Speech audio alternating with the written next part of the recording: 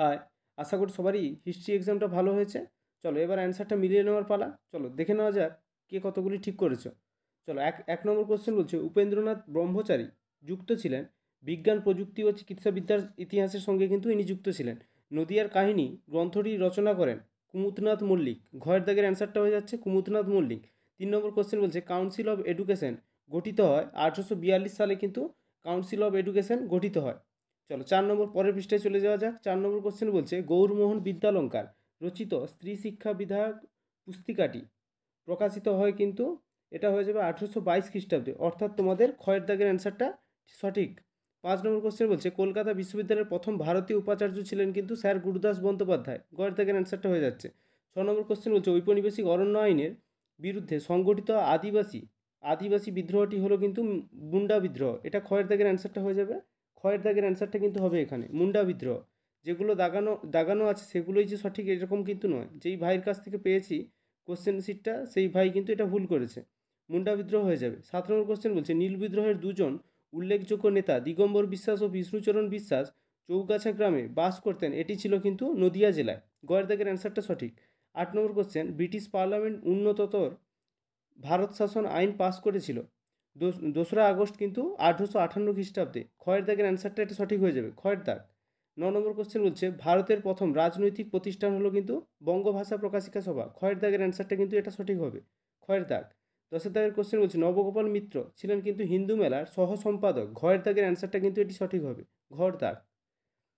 11 নম্বর question, বসুবিজ্ঞান মন্দিরের প্রতিষ্ঠাতা জগদীশচন্দ্র বসু অধ্যাপক ছিলেন কিন্তু পদার্থবিদ্যার কিন্তু সম্পাদক ছিলেন।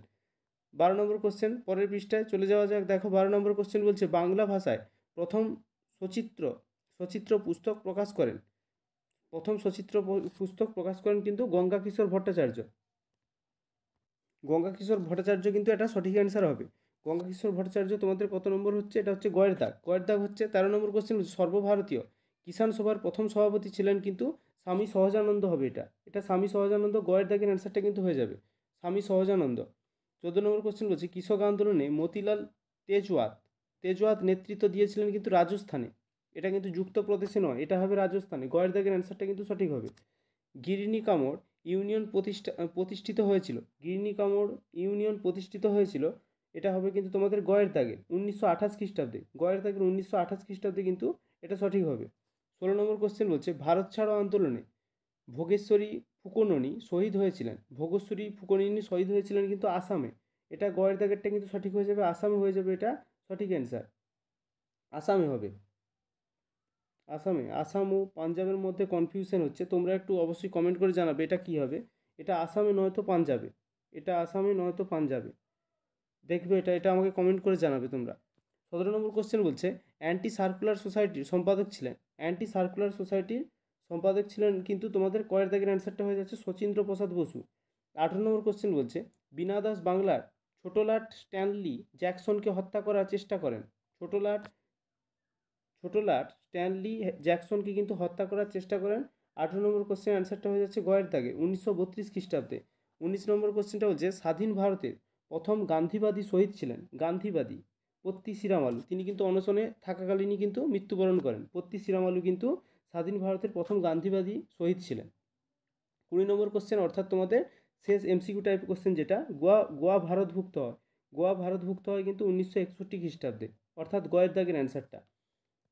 এখানে 20টার কার কতগুলো সঠিক হয়েছে অবশ্যই কিন্তু তোমরা কমেন্ট করে জানাবে, কমেন্ট বক্সে কমেন্ট করে জানাবে।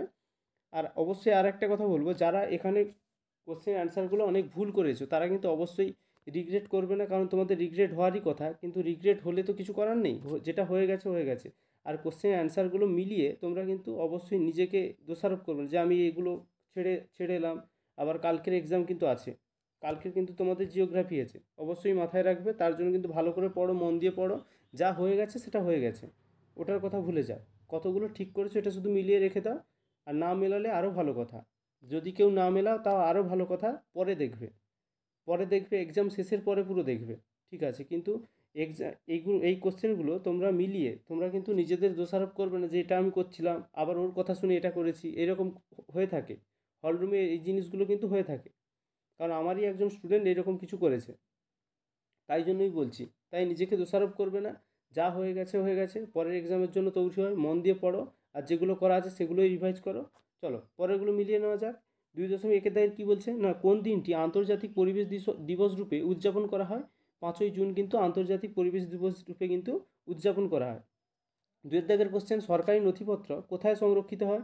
মহাফেজখানা বা লেখাগারে কিন্তু সরকারি নথিপত্র সংরক্ষিত হয়, মহাফেজখানা বা লেখাগারে।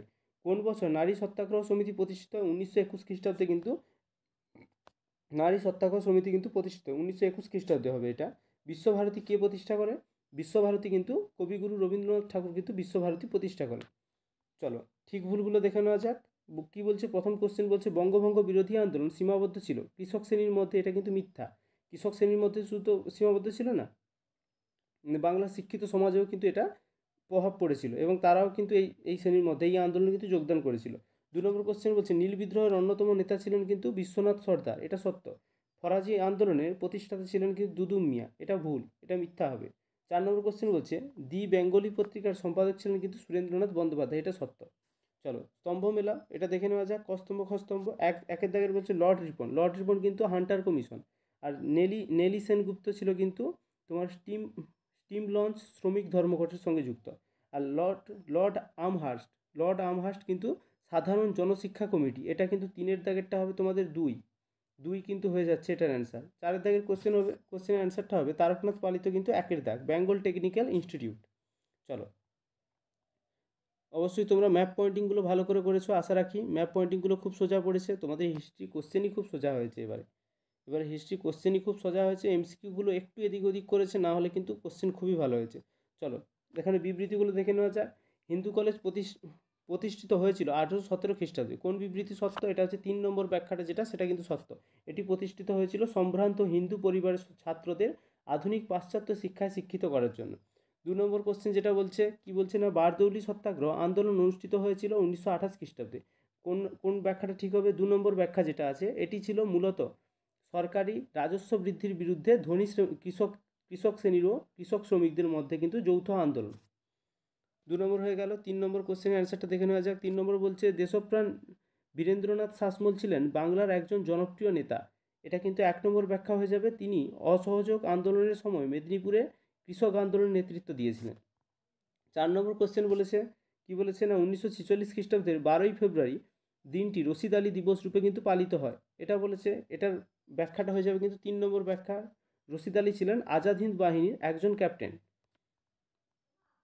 3 নম্বর যেটা আছে, আচ্ছা আর তোমাদের তো এখানে তো শেষ হয়ে গেল, এমসিকিউ টাইপের যে সমস্ত কোশ্চেন ছিল সেগুলো কিন্তু শেষ হয়ে গেল, তার সঙ্গে সঙ্গে ব্যাখ্যা স্তম্ভ মিলাও এগুলো কিন্তু শেষ হয়ে গেল।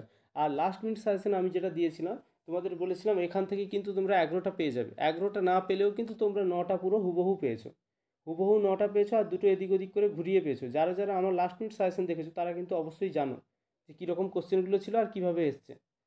আর যারা তো পর্ষদের টেস্ট পেপার আমার সঙ্গে কমপ্লিট করেছো তারা তো আরও ভালোভাবে জানো যে কতগুলো যারা পর্ষদের টেস্ট পেপারটা করেছো আমার সঙ্গে 7টা 8টা সেট করিয়েছিলাম, 10টা সেট পর্ষদের করিয়েছি এবং এবিটি করিয়েছি, তারা অবশ্যই জানো যে কতগুলো কমন পেয়ে গেছো।